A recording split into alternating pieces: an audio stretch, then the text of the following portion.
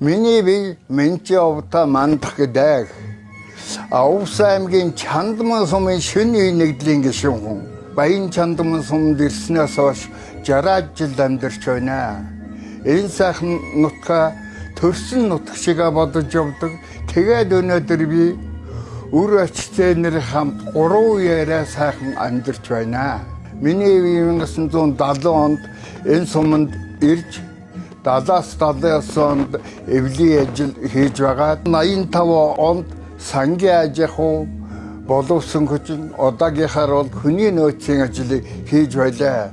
Дараа нь намын ажил 90 онд нийгэм солигдол хийлээ. Түүнээс хойш эргээд сангийн ажихуу маань цагийн ясаар компани болж компанид ажилласан.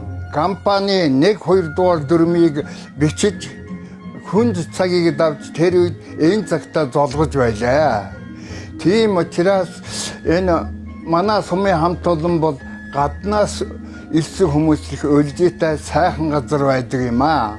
Надтай хамт ажиллаж байсан анхны Атрын сангийн ажихуун 5 даргын нэг Говьятагар номч Бадарчин энэ сумд олон жил намын ажил хийж байсан. Намын хороон дарга Готын цогодрох надтай найзалж үерхэж явсан миний найз 80 гарсан Сэдвийн жаргал нартаа энэ үеийг тохиолдуулан мэд дэвшүүлж байна.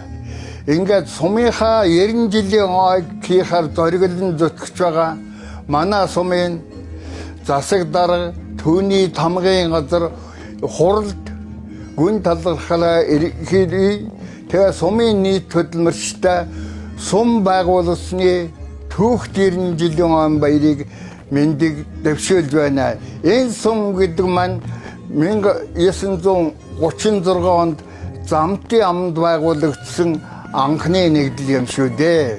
Одоо энд Төв аймгийн Баян Чандман сумд 60 жил амьдарч байгаадаа баярлж багтаж явдгаа та нөхдөд хэлье. Одоо ойгоо аятайхан сайхан тэмдэглэхийн төлөө энэ сумаараа энэ төрсэн бүх залуучуудыг эвлэлдэн нэгдэж ажиллахыг яриаж байя. Баярлалаа.